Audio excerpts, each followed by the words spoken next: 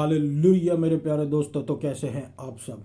तो परमेश्वर का धन्य वचन कहता कि आज का दिन यहोवा ने बनाया है, हम इसमें आनंदित हो और हम इसमें मगन हो। आमीन, हालेलुया। तो मेरे अति प्रियो, परमेश्वर का धन्य वचन जब हमारे बारे में ऐसा कहता है तो हम आज के दिन परमेश्वर में आनंद बनाए। आमीन, हालेलुया। क्योंकि अगर हम देखें तो हम वो लोग हैं जो परमेश्वर के शरण स्थान में रहते हैं, परमेश्वर में सुरक्षित पाए जाते हैं।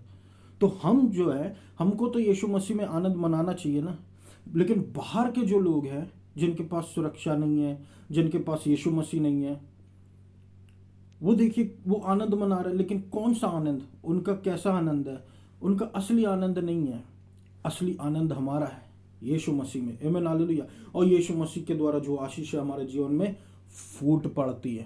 आमीन, हालेलुया। क्योंकि प्रभु का अनुग्रह पर अनुग्रह, अनुग्रह पर अनुग्रह, अनुग्रह पर अनुग्रह, दया पर दया हम पर उडेला जाता है मेरे प्रियो। मर्सी पर मर्सी, मर्सी पर मर्सी। अनुग्रह हमेशा व्यवस्था से ऊपर रहेगी, ये बात याद रखना मेरे प्रियो। यानी कि ये अनकंडीशनल ब्लेसिंग ही रहेगी ये हम पर। अगर हम ये सोच ले कि आज मुझसे ये पाप हो गया, आज मुझसे ये गलती हो गई, अब प्रभु अपना अनुग्रह करना छोड़ देगा, नहीं छोड़ेगा, नहीं छोड़ेगा मेरे प्रियो। अनकंडीशनल का मतलब क्या हुआ? प्रभु अपना अनुग्रह पर अनुग्रह, अनुग्रह पर अनुग्रह, अनुग्रह पर अनुग्रह, अबंडेंस ऑफ ग्रेस हमको देता रहता है। और जैसे समुद्र की लहरों पर लहर आती रहती है, मान लीजिए जैसे हम जाकर समुद्र के किनारे खड़े हैं, तो आपने एक बात नोट किया होगा कि समुद्र की लहरें हमारे पाँव में आती हैं, टच करके जाती हैं, लेकिन फिर दूसरी लहर आती, फिर तीसरी लहर आती, फिर चौथी लहर आती। क्यों आती है मेरे प्रियो? क्योंकि वो खत्म ही नहीं हो सकता। समुद्र अथाह है, बहुत बड़ा है, वो खत्म ही नहीं हो सकता। प्रभु का अनुग्रह भी ऐसा ही है। आमीन, हालेलुया। लहर पे लहर आती रहती, वो नहीं देखती कौन खड़ा है, वो नहीं देखती कौन खड़ा है। अनुग्रह भी नहीं देखता कौन है, कैसा पाप है। अनुग्रह होता है क्योंकि जब हम पाप में थे, हमको जब पता भी नहीं था, तब हम पर अनुग्रह हो गया और यीशु मसीह संसार में आ गया। हमको पता भी नहीं था हमको सेवियर की जरूरत है, लेकिन परमेश्वर पिता ने सेवियर भेज दिया। आमीन, हालेलुया। तो उसकी धार्मिकता में आज हम जी रहे हैं, उसके अनुग्रह में हम और आप जी रहे हैं मेरे प्रियो। आमीन, हालेलुया। हमारे सारे पाप क्षमा है, कल, आज और आने वाले समय के यीशु मसीह में। यीशु मसीह में मेरे प्रियो, यीशु मसीह में हमारे सारे पाप माफ है, कल, आज और आने वाले समय के। अब हम पर कोई दंड की आज्ञा नहीं है, अब हम पर कोई एलिगेशंस नहीं है, क्योंकि परमेश्वर की धार्मिकता हमारे ऊपर है। अब हमारे सारे पाप माफ है। अब हम पर कोई जो परमेश्वर का वचन कहता है ना, there is therefore now no condemnation for those who are in Christ Jesus, यानी क्राइस्ट जीसस में, मसीह यीशु में हमारे पर कोई दंड की आज्ञा नहीं है। आमीन, हालेलुया। कोई भी इंसान हम पर दंड नहीं दे सकता, क्योंकि यीशु मसीह हमारी छाती की कवच है, धार्मिकता। आमीन, हालेलुया। परमेश्वर की धार्मिकता, परमेश्वर की धार्मिकता, परमेश्वर की धार्मिकता मेरे प्रियो। परमेश्वर का अनुग्रह, ये परमेश्वर है जिसने हमसे पहले से प्रेम किया, ये परमेश्वर है जिसने सारी बातों को शुरू किया है। तो जब सब कुछ यीशु मसीह की ओर से शुरू हुआ, तो हम क्यों घबराएं, हम क्यों कपकपाएं? क्योंकि परमेश्वर का प्रेम हमारे जीवन में उड़ेला जा रहा है। परमेश्वर का प्रेम है जो हमको बार बार ऊंचा उठा रहा है। परमेश्वर हमको बना के रखा हुआ है, परमेश्वर ने हमको चुना, हमने प्रभु को नहीं चुना। क्या हम चुन सकते प्रभु? I choose you as my Lord, ऐसा हम बोल सकते? परमेश्वर ने ऑप्शन दिया, परमेश्वर ने सामने चुनाव रखा, हमने जब प्रभु को चुना, तब हमने हमारे जीवन में अद्भुत कामों को होते देखा। क्यों? क्योंकि परमेश्वर का प्रेम हमारे जीवन में उड़ेला गया। और आज जब हम अपने जीवनों में आशीषें देख रहे, प्रॉस्पेरिटी देख रहे, वो परमेश्वर के प्रेम के कारण। हालेलुया। तो आइए आज हम परमेश्वर के वचन के द्वारा हम आशीषित हुए और हम वचन में जाएं। कि आज का वचन जो है मैं कंटिन्यू करना चाहूँगा प्रकाशित वाक्य 22 और उसके 11 को। And the writers still do right. फिर से मैं आपको क्लियर कर देता हूँ मेरे प्रियो, राइटियस क्या भला करेगा, राइटियस क्या राइटियस चीज़ें करेगा। उससे पहले देखिए, राइटियसनेस जो होती है मेरे प्रियो, वो यीशु मसीह की राइटियसनेस है। हमारी राइटियसनेस जो है वो तो वो दूसरी है। लेकिन हम किस राइटियसनेस को मानते हैं? यीशु मसीह की। जैसे कि एक कॉलेज है या फिर एक यूनिवर्सिटी है, अगर हम वहाँ से पढ़ के निकले लेकिन बाद में जब हम कभी किसी इंटरव्यू के लिए गए, उन्होंने बोले कि आपने पढ़ाई लिखाई ज़रूर की है, आपके पास नॉलेज ज़रूर है, लेकिन हाँ देखिए यहाँ पर इस यूनिवर्सिटी की मान्यता रद्द हो चुकी है, तो आपके सर्टिफिकेट भी रद्द हो चुके हैं। और तभी हो गई थी जब वो पढ़ रहे थे, उनको पता भी नहीं। अब सोचिए, एक फॉर एग्जाम्पल सोचिए, एज अ एग्जाम्पल लीजिए कि मान्यता रद्द है उस यूनिवर्सिटी की, तो क्या आपको वो सेलेक्ट कर नहीं करेंगे मेरे प्रियो? सीधी सी बात है। परमेश्वर की धार्मिकता आज के समय में मान्यता प्राप्त है क्योंकि ये बाइबल में है। आमीन हालेलुया। हमारी धार्मिकता चितड़े है, परमेश्वर की धार्मिकता मान्यता प्राप्त है। तो हमको किसको ऊंचा उठाना? परमेश्वर की धार्मिकता को। हालेलुया। उसका अनुग्रह पर अनुग्रह पर अनुग्रह पर अनुग्रह पर अनुग्रह पर अनुग्रह पर हमको लेकर चलता जा रहा है। आमीन हालेलुया। और सिर्फ प्योर अनुग्रह, सिर्फ यीशु मसीह का अनुग्रह, हमारी मेहनत नहीं। परमेश्वर अनुग्रह देता, फिर जब हम अनुग्रह में आगे बढ़ते हैं और प्रभु अनुग्रह पर अनुग्रह, अनुग्रह पर अनुग्रह, मांगने पर भी देता अनुग्रह पर अनुग्रह। क्यों? क्योंकि वो जानता हम मिट्टी हैं। आमीन हालेलुया। परमेश्वर का वचन आगे कहता है 22:14 में, blessed are those who wash their robes so that they may have the right to the tree of life and that they may enter the city by the gates. आमीन हालेलुया। धन्य है वह व्यक्ति जो अपने रोब्स को धो लेता है। हालेलुया। कौन से कपड़े? आत्मिक कपड़े मेरे प्रियो। आत्मिक बातें हो रही यहाँ पर। धन्य है वह व्यक्ति। कौन व्यक्ति? हम और आप। धन्य है, धन्य, अनकंडीशनली धन्य है। ऐसा नहीं कि हमने ओबे किया और हम धन्य हो गए, फिर हमने डिसोबे किया तो हम कर्स्ट हो गए। वो वाली ब्लेसिंग नहीं है ये धन्य है वह व्यक्ति, वंस एंड फॉर ऑल। ये वो सैक्रिफाइस नहीं है मेमने वाला या बैल वाला कि हम बार बार जाके सेक्रीफाइस दे और बार बार हमारे पाप माफ हो। आमीन हालेलुया। बार बार हमको अपनी जाके कुछ ना कुछ बलिदान चढ़ाना पड़े। ये वो बलिदान है जो एक बार में दे दिया गया यीशु मसीह के द्वारा, और जब हम यीशु मसीह को एक्सेप्ट करते हैं एक बार में हम ब्लेस्ड हो जाते हैं।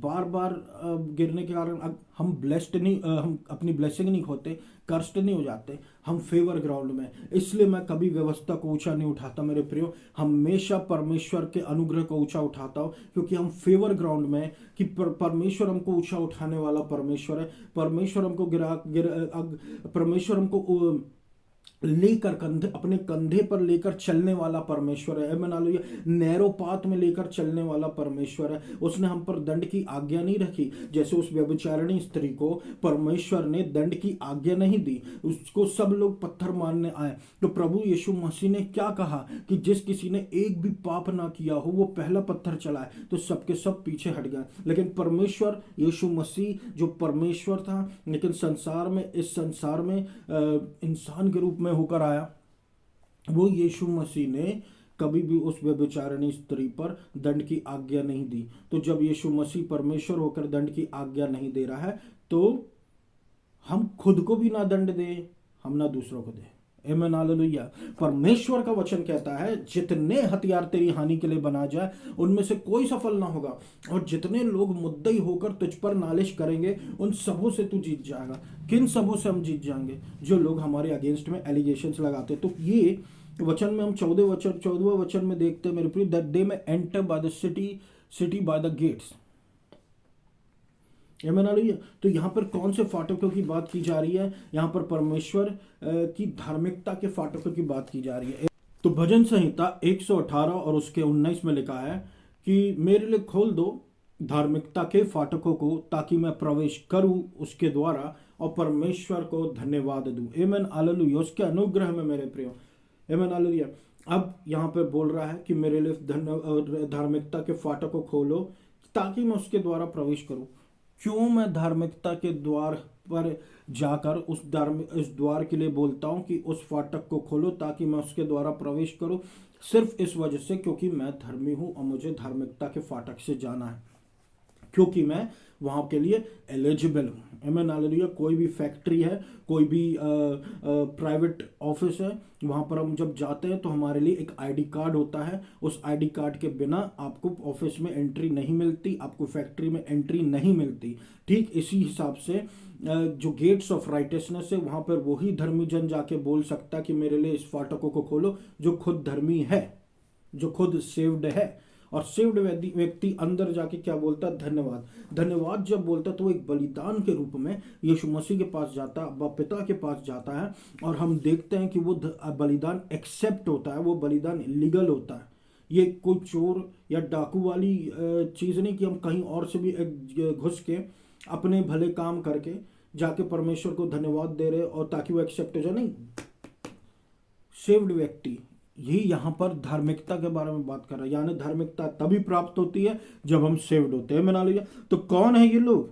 ये आप और मैं है जो सेव्ड है, क्योंकि ये लिखा है ये परमेश्वर के धन्य व्यक्ति हैं जिनके कपड़े धो दिए गए हैं। आमीन हालेलुया। जिनके कपड़े धो दिए गए हैं। आमीन हालेलुया। तो अब हमारे सारे पाप क्षमा है, अब हम पर कोई दंड की आज्ञा नहीं है। मैं ये बार बार कह रहा हूं मेरे प्रियो। तो हमारा माइंड अगर हमको दंड की बातें सुनाए तो उस दंड को हमको एक्सेप्ट नहीं करना, क्योंकि हम पर कोई दंड की आज्ञा है ही नहीं मेरे प्रियो। ये वचन कहता है, ये मैं नहीं कह रहा, ये वचन कहता है। और जो प्रभु यीशु मसीह कहता उसको एक्सेप्ट करना है। आमीन हालेलुया। इसलिए प्रभु बोलता है कि हमको हमारे मन को नया करना है, और प्रभु बोलता है कि हमारे पास मसीह का मन है। आमीन हालेलुया। और मसीह का मन कभी बूढ़ा नहीं होता, मसीह का मन कभी गिल्ट फील नहीं करता, कभी कंडेम ना तो फील करता है। Hallelujah hallelujah. मत्ती 25:31-40 ये हम इसको बाइबल में से पढ़ सकते हैं। यहाँ पर हम देखते हैं 31-40 में परमेश्वर कहता है, ग्रुप ऑफ लोग रहते हैं, समूह होता है लोगों का। एक समूह होता है जिसको परमेश्वर लेफ्ट साइड पे रखता है, एक को राइट साइड पे। और प्रभु राइट साइड वालों को बोलता है कि तुम धन्य हो, क्योंकि जब मैं नंगा था तुमने मुझे वस्त्र पहनाए, जब मैं जेल में था तुम मुझसे मिलने आए, जब मैं ऐसा था, जब मैं गरीब था, जब मैं ये था, जब मैं वो। परमेश्वर सारी बातों का क्रेडिट उनको देता है और उनको बोलता है तुम मेरे परमेश्वर के धन्य लोग हो। आगे सुनिए कि प्रभु उनको ऐसा क्यों बोलता। फोकस करने की बात आखिर है कहाँ? फोकस करने की बात यहाँ पर है। Then the righteous will answer, यानी कि जो व्यक्ति पहले से राइटस है, पहले से सेव्ड है। आमीन हालेलुया। जो व्यक्ति पहले से सेव्ड है, जो फेथ के अनुसार जी रहे हैं, जो व्यक्ति पहले से सेव्ड है, जो व्यक्ति पहले से सेव्ड है, ये मैं बार बार कह रहा हूं मेरे प्रियो, जो व्यक्ति पहले से सेव्ड है वो वहां खड़े हैं। परमेश्वर उनको राइटस बोल रहा है और वो राइटस काम, अच्छे काम भी करते हुए जा रहे हैं। उनको पता भी नहीं है, क्योंकि जब हम परमेश्वर की धार्मिकता में लीन रहते हैं, जब परमेश्वर हमको ब्लेस्ड कर देता मेरे प्रियो, तो अच्छाई के काम हमारे पीछे पीछे फॉलो करते हैं। इसलिए परमेश्वर कहता है पहले स्वर्ग के राज्य और उसकी धार्मिकता की खोज करो, बाकी सारी चीजें तुम यूं ही जोड़ दी जाएंगी। वो जिसके पीछे अन्य जाति भाग रही है। आमीन हालेलुया। तो देखिए इवन भले काम भी हमारे पीछे भागते कि हम उनको करें। हालेलुया। उनको पता भी नहीं कि वो पूछते प्रभु हमने कब किया। ये है धर्मी व्यक्ति, परमेश्वर के ब्लेस्ड लोग, जिनके रोब्स धुल चुके हैं, जो परमेश्वर के राज्य के वारिस हैं। आमीन हालेलुया। और आइए हम साइड में देखते हैं कि गोट्स, जिनको बकरी बोल रहा परमेश्वर, ऐसे तो गोट्स जो होते हैं उनको फुल फॉर्म होता है ग्रेटेस्ट ऑफ ऑल टाइम्स, लेकिन ग्रेटेस्ट ऑफ ऑल टाइम्स यहाँ पे उसका मीनिंग नहीं है। गोट्स का मतलब होता है जो मैं करते रहते हैं, यानी कि जिनको सेल्फ राइटियसनेस की इशू होती है कि जो मैं करूँ वो सही है और वही सही जो दूसरा करे वो उनके लिए गलत है। मतलब वो सेल्फ राइटियस है, मतलब मैं ही मैं हूँ, बाकी कोई कुछ नहीं। तो ये गोट्स उधर है, इनके पास अपने हिसाब की धार्मिकता, अपने हिसाब से ये सेव्ड है, अपने हिसाब से ये चोर और डाकू की तरह घुसने की स्वर्ग राज में घुसने की कोशिश में, लेकिन ये नहीं हो सकते क्योंकि परमेश्वर के द्वारा धन्य व्यक्ति नहीं और राइटस नहीं, यानी सेव्ड नहीं है वो, सीधी सी बात। तो यहां पे नोट करने का पॉइंट ये है मेरे प्रियो कि लोग जो घुस रहे हैं वो पहले से धर्मी है।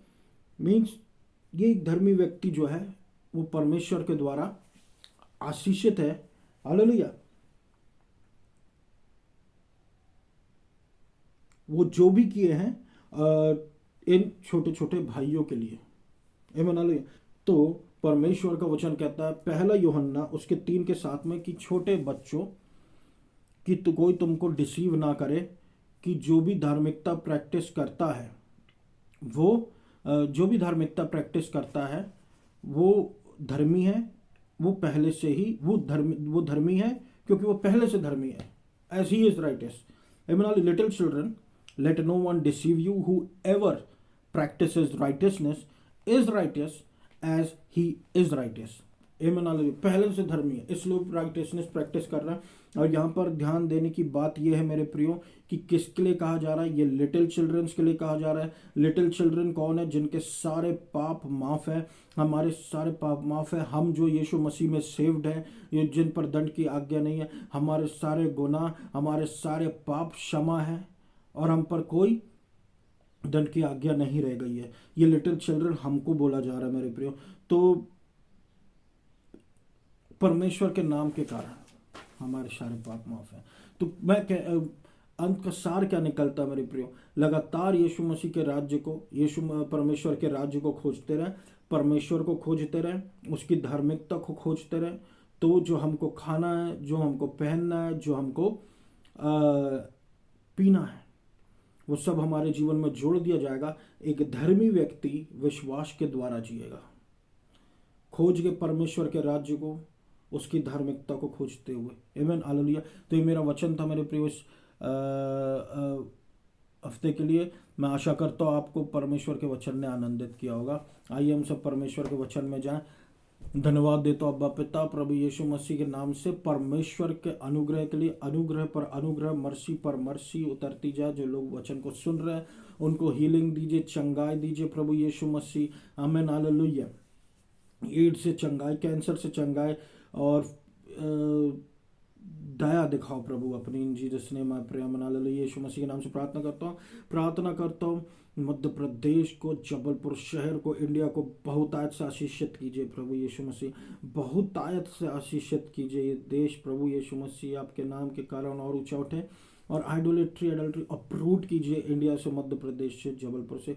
God bless Madhya Pradesh in Jesus name. God bless Jabalpur, God bless India in Jesus name.